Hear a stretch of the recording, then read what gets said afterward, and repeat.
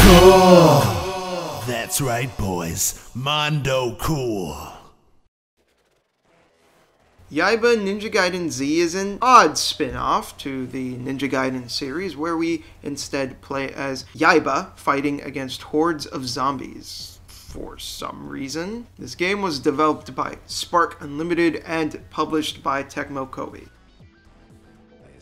The writing in this game is absolute fucking garbage. Now, to be fair, I have to mention that this game does not take itself seriously at all, and that the main Ninja Gaiden games weren't about the story either. The problem is that this game tries way too hard to be funny, which could have gone hand in hand with the ridiculous plot, but it fails miserably. I'm not a prude by any means, but this game's idea of comedy is to only be crude and disgusting. I mean, the game actually tried to play off as a joke that the main female character of the game, Miss Monday, used to rape the protagonist Yaiba when he was in a coma. Not only is this not funny, it's fucking retarded, especially considering how she would be dismissive of Yaiba whenever he would make any sexual passes on her. Yeah, here she is raping him? What the fuck?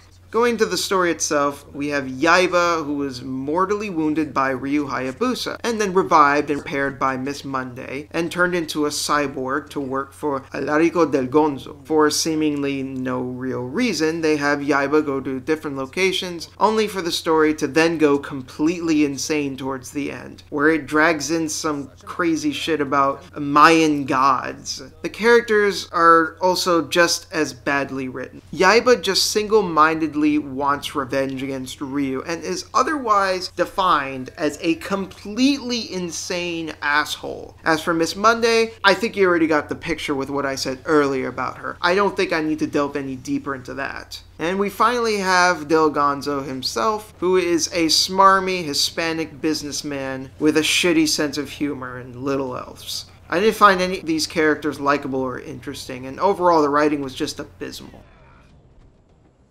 You know, it's a shame this art style is wasted on this game because it's actually fairly well handled. The graphics themselves are kind of rough in some areas, but the cell shading and the comic book visuals help the game stand out visually. The game also runs smoothly and surprisingly with no real slowdown to speak of. This is one of the few areas of the game I'm actually pretty okay with. Now, it's not a great looking game, but I can at least say it's a good looking one, and that's more than I can say for most else about this game. However, I do have to note that the cutscenes in the game are extremely lazily done. Instead of having conventional cutscenes that actually, fucking move, they took the comic book aesthetic a bit too far in this regard and decided to go with these extremely stiff cutscenes that I really didn't care for. Not that the content of the cutscenes was anything to care for to begin with. To be fair, there are a few cutscenes with movement, but they're few and far between.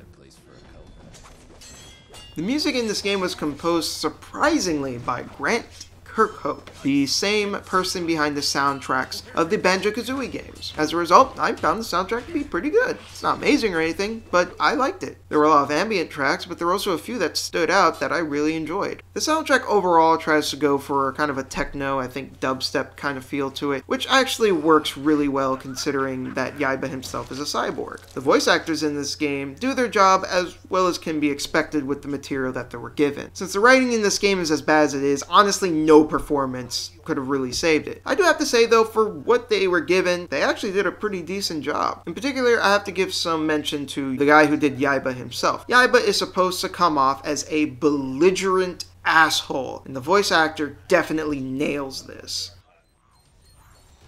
Now, for all intents and purposes, bad writing is mostly inconsequential to this type of game. Admittedly, bad writing can detract from the experience, and I feel that this is the case with Yaiba, but it can be forgiven. Hell, even in the main series of Ninja Gaiden games, the story was nearly non-existent, and I never cared one bit. However, in said games, well, most notably the first game, and the Sigma version of 2, the gameplay was so much fun, and clearly more integral to the experience, that it didn't matter if the writing was not really there. This could have been the case with Yaiba as well, but sadly this simply isn't true. First and foremost is the camera, which is the most confusing how they fucked this up, considering it takes the God of War approach, which would normally make it so that the camera can survey the action fairly easily. Somehow, it makes it difficult to see from time to time, mostly because sometimes the camera is angled too low. The game also has these really annoying platforming sections. The icons for what you're supposed to do next tend to be very small, and at times they can be hard to see. But the platform becomes more of a pain as the game goes on when they try to complicate it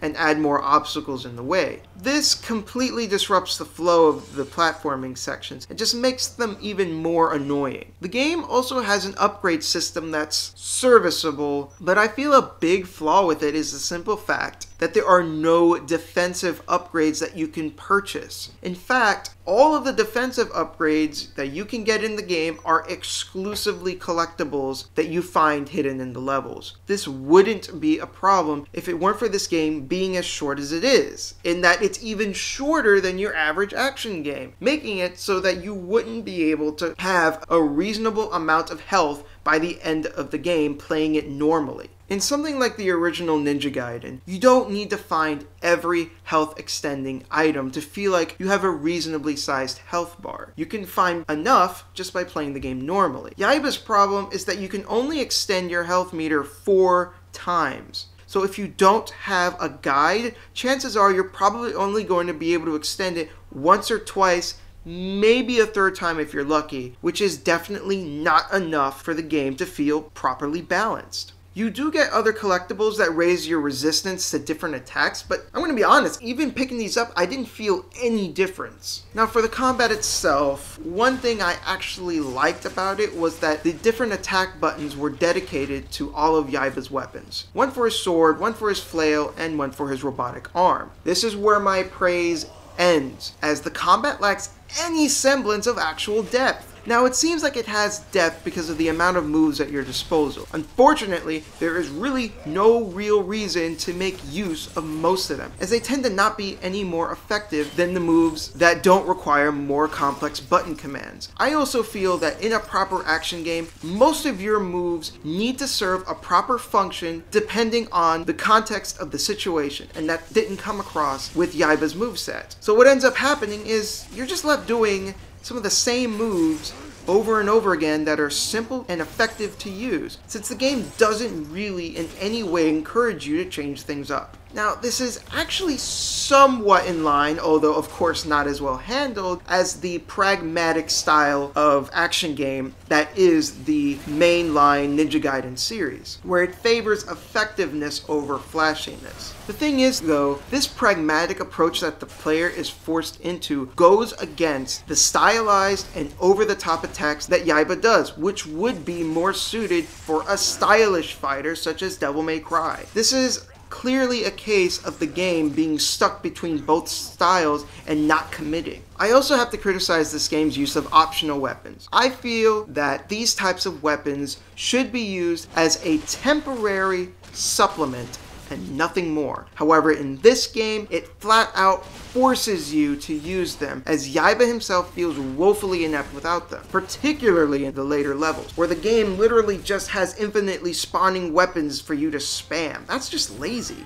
This isn't helped by the fact that this game's idea of challenge is to make the enemies obnoxious damage sponges that refuse to go down unless you resort to said temporary weapons to take them down more quickly. The enemies can still be killed without these weapons, but it just takes much longer than it should, making Yaiba's seemingly large moveset feel all the more useless. This game only has 2 actual boss fights, not counting some of the mini-bosses in between that are repeated over and over. And oh my fuck! Are these boss fights terrible! Only 2 of them and they fucked them both up. The first boss fight is against Ryu Hayabusa himself, which is truly painful. This boss fight highlights all of the issues with the combat, such as the dodge mechanic and its terrible recovery time. Ryu himself generally has his moveset from his own games, which is very no-nonsense and pragmatic, like I said before, and therefore completely incompatible with Yaiba's exaggerated fighting style, leading to several deaths and possibly controller chucking. However, I have to say that the final boss of this game is complete bullshit, and I fucking hated it. There are several extremely specific things you need to do in order to take down the boss. Things that are never made obvious by the fucking game. This, along with several other moments in the game, makes it feel extremely cheap and needlessly frustrating. This game also happens to be incredibly short, which was, in a way, actually kind of a good thing, as I didn't have to play it much longer. Because fuck this game. I really wanted to like Yaiba. I love action games. I love games with a sense of humor. And I love the cel-shaded visuals. But God, the writing was terrible.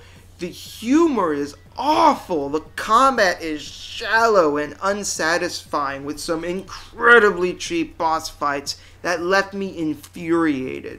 Now, this game did have some good ideas from time to time, but they were just buried under awful game design and atrocious writing. If this game was handled by a proper studio like Platinum Games, this might have worked out really great. I feel like this kind of title would have suited them perfectly. Unfortunately, Spark Unlimited were clearly out of their element when making this pile of dog shit, which is such a shame given what could have been a decent little game. This has been Shintai, folks. Take it easy.